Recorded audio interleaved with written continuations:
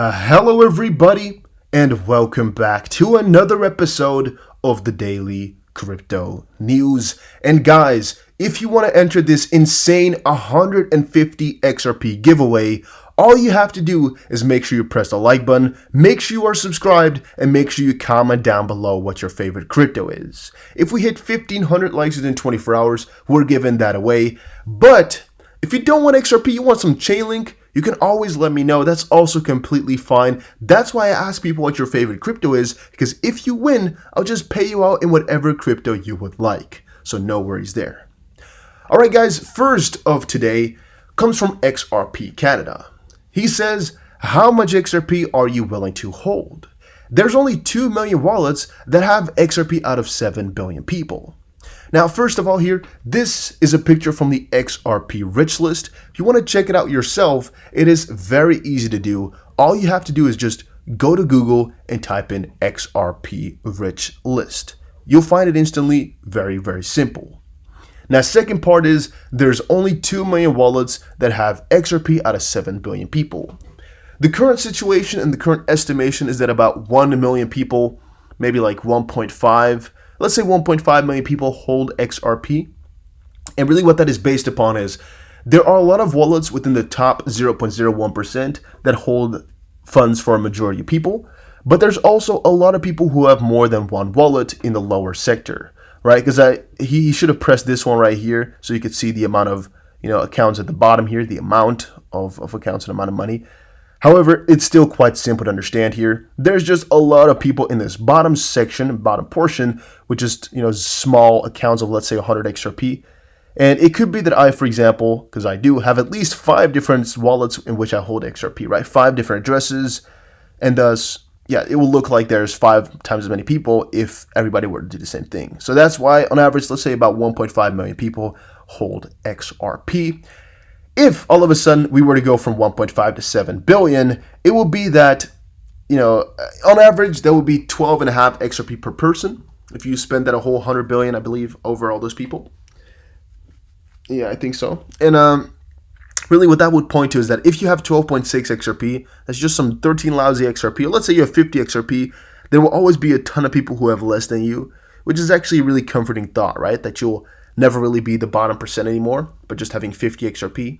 At this point, the top 1% has 80,000 XRP, but that is the top 1% of the accounts. It's not the top 1% of the people in the world, because still thinking about that one, just a lousy percent of the world, like a lousy 0.01% of the world owns some XRP.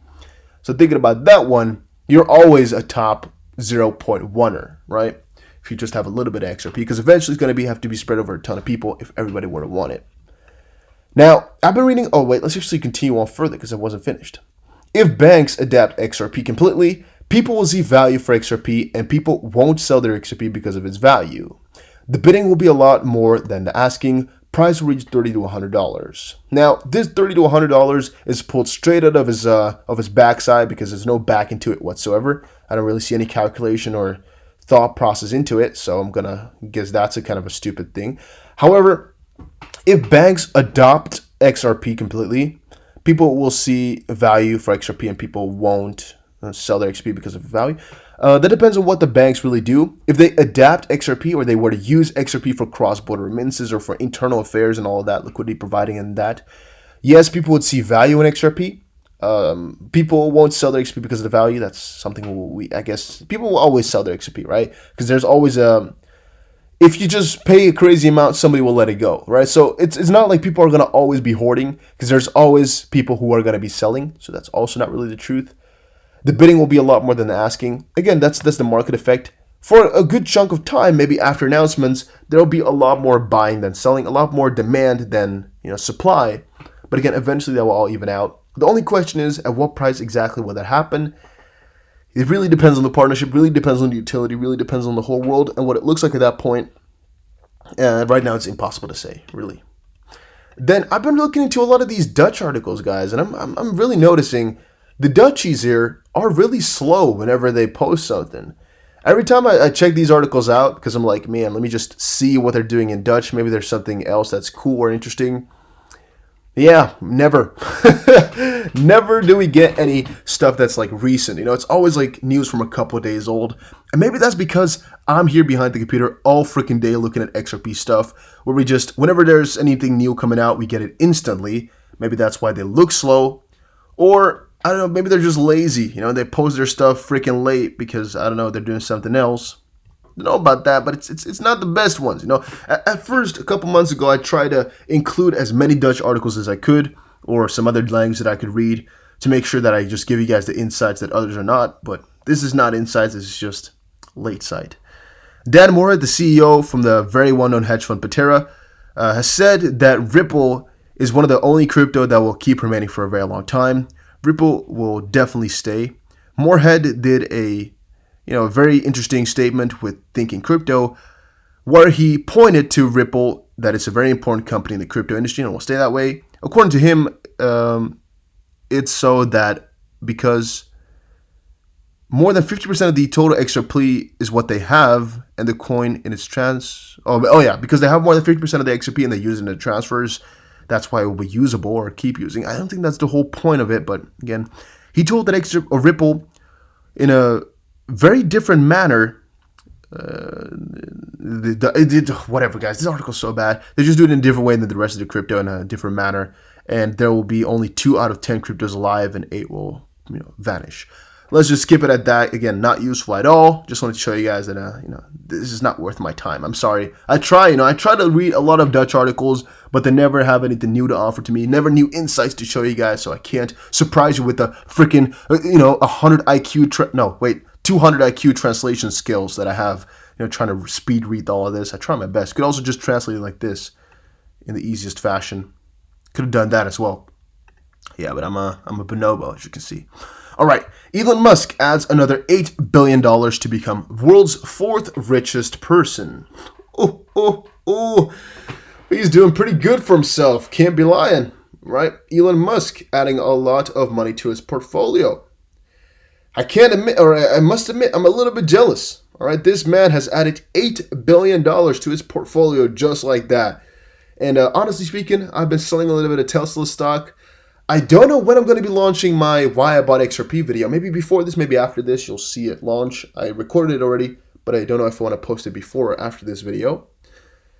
But yeah, a lot has been going on surrounding Tesla right now. It has been surging, even though there's a lot of controversy going on. And basically what I wanted to point out with all of this is more so that even though a lot of people think it's a bubble, or a lot of people think it won't be possible, it definitely is. Monday's Tesla rally is just the latest triumph for the billionaire, who only 2 years ago was sued by the SEC and had to resign as chairman of the electronic car maker over rogue tweets. Tesla shares, which rose 3% today in New York, are up more than 350% this year, fueled by growing anticipation that the company will be included in the S&P 500 index. A lot of good is happening for this stock, guys, and I'm more and more thinking about just buying more. Right now, I've sold a little bit because I think it's in the best interest for myself to do that. However, I might have to accumulate more once a good opportunity rolls in again and I can get a little bit of a discount. At this point, it's just so expensive where I'm a little bit scared to get in more, right? That's always the case. Whenever prices are that high, you're always like, man, should I really be getting more? Because it's already that expensive. It's already that heavy. And that's something I think most people in the stock business or in the crypto business have, where it's just, the higher the price is, the more difficult it becomes to buy. And that's also coming from, what's the name of the guy? Graham Stephan. I always mix up the Graham guy, like the YouTuber, and the author, Stephen Graham. Benjamin Graham, Stephen Benjamin, whatever his name is, Benjamin Graham. I always forget because of this freaking YouTuber, man. But basically, in the book, The Intelligent Investor, I think it's Benjamin Graham. Or Benjamin Stephen. Why do I have 3 names instead of 2 in my head? I don't know. Yeah, Benjamin Graham. Basically, in that book, he also says that the higher the stock prices are, the more risk there is, not the less, right? Because some people feel like the higher things are, the more sturdy it gets. But no, that's not the case for you as an investor. It's really, the higher the price gets, the more of a risk it is for you. because you're betting on something now, right? You're betting on something that has already gone up. You're not like getting something at a cheap price or anything like that, which is always what people want. So yeah. Recovery or double dip recession, how the US economy is doing in 9 charts. Well, guys, I'm always kind of a pro for this type of stuff, like showing how the economy is doing in multiple charts, or really just anything that looks like what you're seeing in front of you right now. Just the numbers, I really love the numbers to see exactly how everything is positioned and how everything is going along. However, yeah, it was not meant to be. I had to register, so I was like, man, let me skip it for now. But if any of you guys are interested in economy, check out Fortune here. Check out this article, because if I were you, I would have read it. I would have read it, and maybe after this video, after a couple of days, I'm still going to get into it. But this is not a promotion for this website, but it's just I would have liked to know about it, right? Because how is the U.S. economy doing? In my opinion, it's all doing very, very bad, but maybe it's not really the case altogether. Maybe it's not as bad as I have in the back of my head. Maybe it's actually doing better in numbers. Unemployment, no. Debt, no. What could be doing good though? I don't know, but it doesn't look that way for me. So seeing those numbers could maybe clarify or really change my whole perspective on things a little bit. Walmart's e-commerce sales nearly go double as shoppers go beyond groceries and online orders. Well, important about that one is just the fact that I told you guys they want everything online. And whenever I'm telling you guys that, I'm not kidding around. All right, I'm not joking, I'm not speculating. I know for a fact they want everything as much as possible online, and piece by piece, they'll get it. Piece by piece, they're going to be getting it, and the more they want, or the more they get, the more they're going to be wanting, and the more you're going to have to give up on a little bit of your freedom. Because the bad part about having things online is it's convenient, but it takes away from your, privacy or security, because everything can be monitored, everything can be seen, and that's also why I'm sometimes thinking they would really love crypto, governments and things like that, because even though it's kind of private, it will always be tracked. It's impossible to let an XRP transaction vanish or things like that. It will always stay there. And that's maybe also one of the things that appeals to governments in that sense. That you can't really say, oh man, I didn't buy that, I didn't transact it, because you did. It's sitting right there. I mean, the receipt is right there. Everybody can see it. So that's a little bit impossible to do. And another point there is, I guess the other side is that crypto has a little bit of the appeal of you can always hide your money. Because if you really don't want to, you can always just put your money into an address that's like a paper wallet, and you just hide it, literally. They will never find it if you don't want to. That's the truth, though, and they can never access it, which is the bad part, why governments wouldn't want it. But the idea that everything is kind of logged is truthful, and yeah, if they really want to, they can most likely track most of your money. This one, however, though, is just another confirmation that everything, what they want online. They want things online because you'll spend more. The more you do with cards, the less you do with coins, you'll spend more and all that.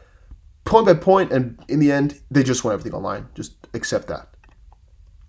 Stellar XLM developers showcase brilliant activity while XLM looking for new highs.